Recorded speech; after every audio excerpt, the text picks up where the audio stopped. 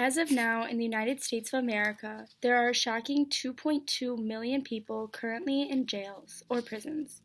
This is the highest prison population in the whole world, and even more shocking, half of the inmates in federal prisons are serving times for nonviolent drug offenses. The insane overcrowding in prisons is a major problem in our country, and there needs to be measures taken to change the policy.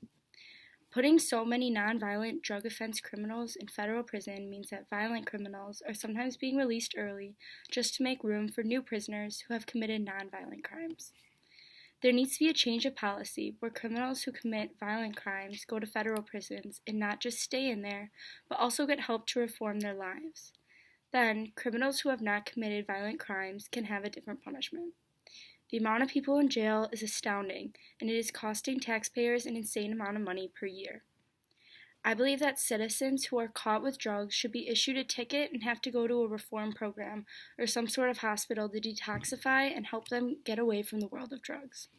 An opposing opinion to mine is that the issue of drugs is no joke and needs to be stopped. This is definitely a true statement, and it should be dealt with. The opposing argument sides with the fact that people committing nonviolent crimes who go to jail will never want to go back because of what they deal with within the prison.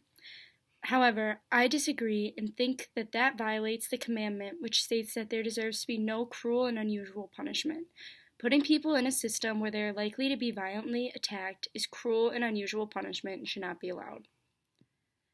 As a country, we throw people in jail and don't do much else to actually help the inmates fix their problem.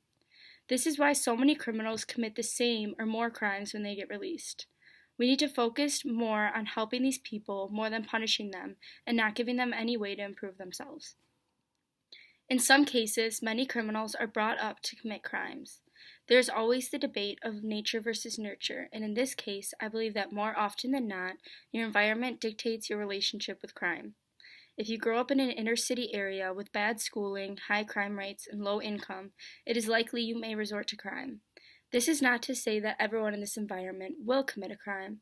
However, there are the debates that criminals are born with predispositions to commit crimes. But it seems unlikely that that would be the only reason people commit crime, since there are over 2.2 million people in jail, and more that have not been caught for crimes that they have committed yet.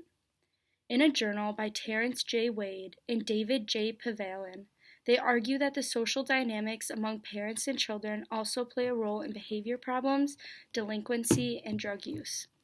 They state that children lacking bonds with their family are more likely to engage in risky activities and criminality. Along the same lines, they study that parental nurturance, discipline, and training in the early childhood is important to the development of strong self-control, which would argue that they are less likely to commit a crime. All this explains to us that it is very easy for people to resort to crime and engage in criminal activity. The number will continue to rise, and if our country does not do anything about it, we will wind up with even more people in prison than we have currently. In an opposing argument, people believe that prison is the best reform for criminals. They believe that it is scary and harsh enough that people will never want to go, and people who have been there will never want to go back. However, that doesn't explain why so many people go to jail more than once for committing crimes when they are let out. Just going to prison doesn't seem to be working. In a journal article by Justinia Pizarro, Vanja Stenius, and Travis Pratt, they report that the overcrowding in prisons is in response to changing sentencing policies, one of which is the mandatory sentences that were implemented during the war on drugs, which implements a mandatory 5-year sentencing no matter what the judge argues. They state that these changes have done more harm than good and have created numerous problems in the facilities, such as overcrowding and violence. Mona Lynch says in a journal article that while federal drug trafficking cases comprise only a small portion of the overall number of felony cases in the U.S., but since they represent the war on drugs, they get long sentences meted out, and the government spends vast resources seeking out such convictions.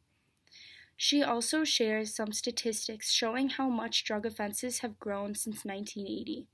In that decade, there were only 5,135 defendants sentenced, compared to now, where it has grown to 24,729. Now, 95% or more of convicted drug defendants have been sentenced to prison annually. As you can see, there's a huge problem with our prison system nowadays. This is not to say that the war on drugs should be taken lightly. We still need to control the problem our country has with illegal drugs. However, I do not think that prison is the way to fix the problem. The more time goes on, the more people will be thrown in prison for nonviolent crimes. The only way to fix this is, as I said before, to implement a reform system instead of just a punishment one. This will fix the violence problem as well. People who have committed violent crimes should be held in different prisons anyways to control the violence that occurs to nonviolent criminals. Also, with overcrowded prison systems, there is likely to be a large difference between the amount of guards versus the amount of prisoners. When this happens, it is very difficult to control the prison and chaos is likely to ensue. This is how violence can break out and take longer to stop, and how criminals can escape or even be let out early due to prison guards not watching them close enough. It is argued, however, on the opposing stance that more prisoners will increase jobs for prison guards. Along the same argument, it is encouraged for more prisons to be built to increase labor jobs for all. However, if we don't take more definitive action to stop the overcrowding, soon these new prisons being built will also be overcrowded. The reform option should also be given to incarcerated youth. Richard Dembo, Charles Turner, and Nancy Jane Chill talk about how youths in the juvenile justice system are likely to experience a variety of interrelated problems, such as antisocial attitudes, dysfunctional family relationships and peer relationships, mental health disorders, and substance abuse problems.